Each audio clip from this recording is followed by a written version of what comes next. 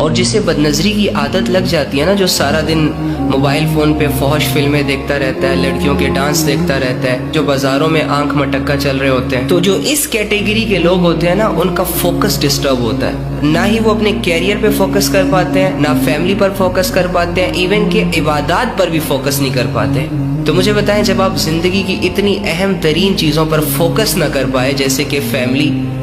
career,